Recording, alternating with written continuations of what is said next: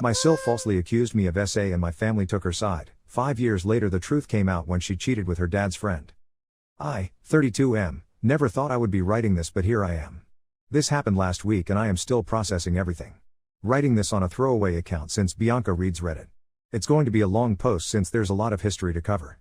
I grew up in a middle-class family in Ohio with my older brother Harry, 35M. We were extremely close despite the age gap. When other kids bullied me for my stutter in elementary school, Harry would always stand up for me. He helped me overcome my speech issues by practicing with me every day after school. By high school, my stutter was completely gone, thanks to him.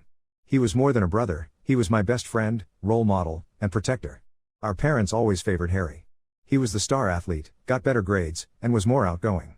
But I never resented this because Harry never made me feel less important. He always included me in his friend group and helped me build confidence. After college, we even started working at the same tech company, though in different departments. We had lunch together every day and went to the gym 3 times a week. Life was perfect. 3 years ago Harry met Bianca, 33F, at a company party. She worked in HR at our competitor's office. From their first meeting, something felt off about her, but I couldn't put my finger on it. She was overly flirtatious with everyone, especially men, and seemed to enjoy creating drama between people. At our office Christmas party, she got drunk and started dancing provocatively with Harry's coworkers while he was getting drinks. When I tried telling Harry, he said I was being judgmental and that she was just being friendly. My girlfriend Katie, 31F, noticed Bianca's behavior too. At Harry and Bianca's engagement party, Bianca kept making suggestive comments about the male waitstaff right in front of Harry. Katie overheard her telling her friends that one waiter had a nice butt and she wouldn't mind getting his number. When Katie told me, I confronted Bianca privately. She laughed it off saying she was just joking and that I was being too serious. I told Harry, but he was so infatuated he brushed it off. The real problem started about 6 months after their wedding. Bianca began showing up at my house unannounced when Katie wasn't home. The first time she claimed she was in the area and wanted to return a book she borrowed from Katie. The second time she said she needed to use the bathroom urgently while shopping nearby. Each time she would try to prolong her stay by making small talk and sitting uncomfortably close to me on the couch. I started feeling uneasy about these visits and told Katie everything. We agreed I should never be alone with Bianca. I always made excuses when she showed up, saying I was heading out or on a work call. This seemed to annoy her, but I didn't care. I also installed a Ring doorbell camera on Katie's suggestion. The incident that changed everything happened 3 months ago. Bianca showed up at my house crying around 7 p.m., saying she and Harry had a huge fight and she needed someone to talk to. Against my better judgment, I let her wait in the living room while I called Harry. She kept trying to sit next to me on the couch, touching my arm while talking about her marriage problems. When I moved to another chair, she followed and sat on the armrest, putting her hand on my shoulder. I immediately stood up and moved away, telling her to wait for Harry. Harry arrived 30 minutes later and Bianca's entire demeanor changed. She was suddenly cheerful like nothing had happened. I pulled Harry aside later that week and told him about Bianca's inappropriate behavior. He got defensive and said I was trying to cause problems in his marriage. Bianca started telling people at their church group that I was flirting with her and making her uncomfortable. I confronted her in front of Harry, but she turned on the waterworks and played victim. Harry believed her, but I could tell he was getting suspicious of our interactions. Last week everything exploded. Bianca told Harry that during that night she came over crying. I tried to sexually assault her. She claimed I forced myself on her and tried to kiss her, and she only escaped because she heard Harry's car pulling up. This was completely false. My Ring camera recorded the entire interaction, but I hadn't thought to save the footage since nothing happened. Harry showed up at my house in a rage at 6 a.m. Katie had just left for her morning yoga class. Before I could even explain, Harry punched me in the face and kept hitting me. I had to defend myself, and in the struggle his shoulder got dislocated. Our parents rushed over after Katie came home and called them. To my absolute shock, they immediately sided with Harry and Bianca without even hearing my side. My mom said I must have done something to provoke Bianca. Why else would she make such serious accusations? Dad said he always knew my closeness with Harry was fake and I was jealous of his marriage. Katie and I decided this was the final straw. I had recently received a job offer in Colorado with better pay. When we told my parents about moving, they called me a coward for running away instead of admitting my mistakes. Mom said I was breaking up the family. Harry threatened to finish what he started if I ever contacted them or Bianca again. So we moved 2 weeks later and went completely no contact with my family. I spent months wondering if I should have handled things differently, saved the camera footage, or tried harder to prove my innocence. Katie helped me realize I did nothing wrong and that my family showed their true colors by believing baseless accusations without evidence. We got married last year in a small ceremony with just her family and our close friends. Life has been peaceful without the constant drama and stress of walking on eggshells around Bianca. Writing this is bringing back a lot of painful memories, but I needed to get it off my chest. I still miss the brother I grew up with, but that person is gone now. Katie says Harry's actions revealed who he truly was, someone who would believe the worst about his brother without proof and resort to violence instead of communication. I'm done living in the past and focusing on building a life with people who trust and support me. I wasn't going to post about this, but recent events forced me to share. More updates may follow depending on how things unfold. Thanks for reading this far. Update 1 first, I want to thank everyone for their supportive comments and DMs on my original post. Many of you shared similar experiences with toxic family members and it helped me feel less alone. A lot has happened in the past 2 weeks that I need to share. The day after I posted, I received a Facebook message from Mike, 34M, Harry's best friend since high school. Mike and I were never particularly close but always friendly at family gatherings. He said he'd been feeling guilty about staying silent and wanted to tell me some things about Bianca. According to Mike, last year Bianca started showing up at his house unannounced too. His wife Jane was often away on business trips, and Bianca would come by claiming she needed to discuss surprise party plans for Harry. She would get touchy and make suggestive comments. Mike kept making excuses to avoid being alone with her. Then Bianca started telling Harry that Mike was pursuing her, sending her inappropriate texts, and trying to get her alone. Mike showed Harry his phone proving no such texts existed, but Bianca claimed he must have deleted them. This created huge tension between Harry and Mike, who had been best friends for 20 years. They had been groomsmen at each other's weddings. Mike didn't want to cause more drama, so he gradually distanced himself from them both. He told me at least 3 other men in their friend group had similar experiences with Bianca, but everyone stayed quiet to keep the peace. The most shocking part was the screenshots Mike shared. Bianca had created a private Instagram account where she complained about Harry constantly. She called him controlling and boring, said she regretted marrying him, and talked about meeting other men. In one post she bragged about flirting with her gym trainer and said Harry was too stupid to notice. Mike's wife found this account by accident when Bianca forgot to switch to her main account while commenting on Jane's photos. I thanked Mike for telling me but said I didn't want to get involved anymore. My priority was protecting my peace and building a new life with Katie. Mike understood but said he couldn't stay silent after hearing what Bianca accused me of. He also warned me that Bianca had been asking mutual friends for my new address in Colorado. Just when I thought things couldn't get more twisted, Katie's sister Lisa called yesterday. Bianca had somehow found Lisa on Instagram and sent her a long message trying to warn her about me. She claimed I had a history of making women uncomfortable and that Katie should be careful. She even suggested that Katie should get tested for STDs because I probably cheated on her. Lisa, being the amazing sister-in-law she is, immediately shut Bianca down and blocked her. She sent me screenshots of everything. This was the last straw. After discussing with Katie, we decided to take legal action. We hired a lawyer who specializes in harassment and defamation cases. Katie had documented everything from the beginning, screenshots of Bianca's unannounced visits on our Ring camera, dates and times of every incident, and Bianca's messages to Lisa. The lawyer said we have a strong case for harassment and defamation if Bianca continues trying to contact us or spread lies. The lawyer sent Bianca a formal cease and desist letter yesterday. Within hours, my parents called. Mom was hysterical, saying I was being cruel by threatening legal action against family. She said Harry has been depressed since our fight and Bianca is stressed about the whole situation. Dad got on the phone and said I was acting like a spoiled child who didn't get his way. I finally lost my temper. I told them they lost all right to ask anything of me the day they chose to believe lies without evidence. I reminded them how they stood there watching while their eldest son assaulted their youngest without even asking for my side of the story.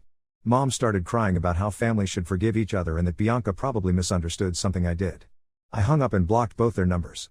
Katie suggested I also block them on social media, but I'm keeping minimal access just to stay informed in case Bianca escalates her behavior. Our lawyer advised documenting everything. We also warned our employers about possible harassment since Bianca has a history of contacting people's workplaces. Some of you asked in comments if I miss my family. Honestly, I miss who I thought they were. I miss the brother who helped me overcome my stutter.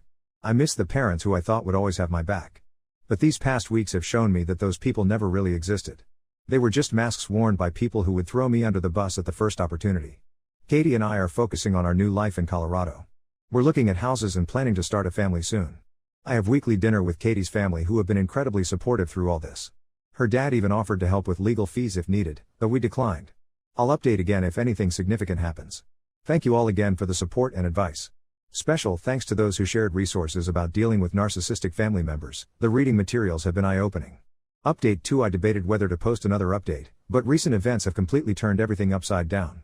Quick recap: my sil Bianca falsely accused me of assault, my brother Harry attacked me, family sided with them, and we went no contact after moving to Colorado. 2 weeks ago, Mike messaged me on Facebook asking if we could talk. He revealed that Bianca had been having an affair with Richard, 55M, her father's longtime friend who is married with 3 adult children and grandkids. Harry discovered everything after Bianca accidentally left her phone unlocked while showering.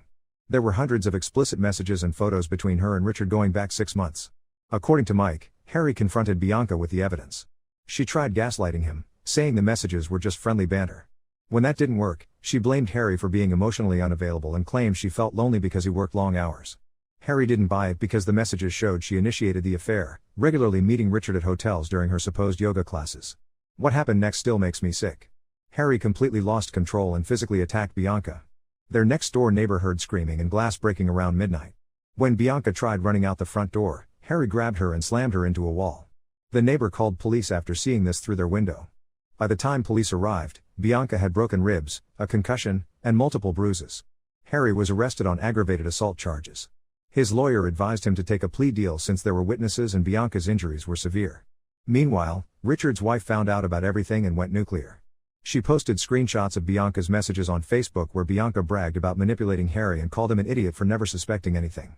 She wrote about how exciting it was sleeping with an older successful man while her dumb husband paid all her bills. Bianca tried damage control by deleting her social media, but screenshots had already spread through their entire social circle. Several women came forward saying Bianca had tried seducing their husbands too.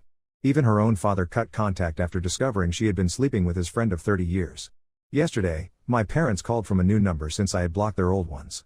They were crying and apologizing for not believing me about Bianca. Mom said she should have known something was wrong when Bianca kept changing her story about what happened at my house. Dad admitted they favored Harry blindly and failed me as parents. Then came the real reason for their call: they need help with Harry's legal fees. The house they remortgaged for Harry's wedding is already underwater, and their retirement savings are drained from supporting Harry and Bianca's lifestyle. They asked if I could loan them $25,000 for a better lawyer since Harry's public defender wants him to take the plea deal. The conversation brought up complicated feelings. Part of me remembers the brother who protected me growing up, who spent hours helping me overcome my stutter. That Harry would never have believed such horrible lies about me or attacked me without proof. But I also remember how quickly he turned violent, both with me and Bianca. Regardless of her betrayal, his response showed dangerous anger issues. Katie thinks we should maintain firm boundaries. She pointed out that my parents only apologized after discovering Bianca's true nature, not because they realized how badly they hurt me. She's worried they'll drag us back into drama just when we've built a peaceful life. I haven't given them an answer yet. The vindictive part of me wants to refuse like they refused to hear my side.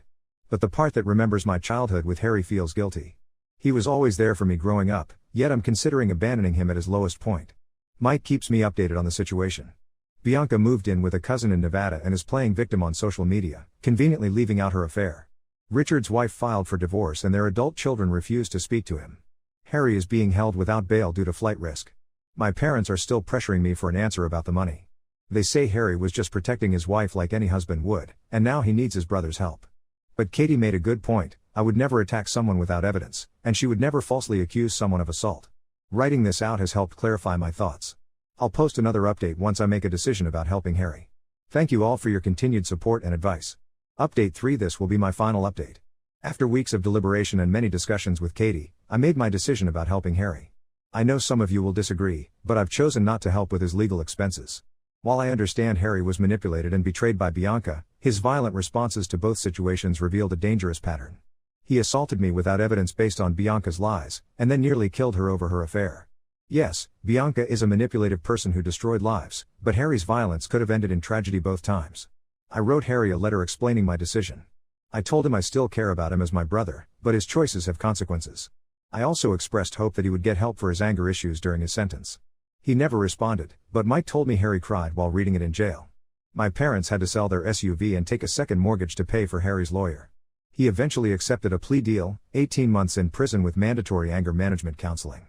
Bianca tried testifying against him for a harsher sentence, but her credibility was destroyed when her affair and history of false accusations came to light. Bianca's life imploded spectacularly. Her affair partner Richard's wife exposed all her messages and photos to their entire community. Bianca lost her HR job after multiple people reported her history of workplace harassment. She tried playing victim on social media, posting about surviving domestic violence. But people kept commenting with evidence of her affairs and lies until she had to disable her accounts. Last I heard, she moved to Nevada and is working as a waitress. Mom still sends emotional messages about family loyalty. She says I'm punishing Harry for protecting his wife just like I would protect Katie. Dad calls me selfish for abandoning my brother during his darkest time. But as Katie pointed out, she would never falsely accuse someone of assault, and I would never physically attack someone without solid proof. The biggest update is that Katie is 3 months pregnant with our first child. This news reinforced our decision to maintain no contact with my family. I can't risk exposing my child to Harry's violent tendencies or my parents' toxic enabling behavior. Some might call this harsh, but protecting my own family's peace has to come first. Mike keeps me updated about Harry.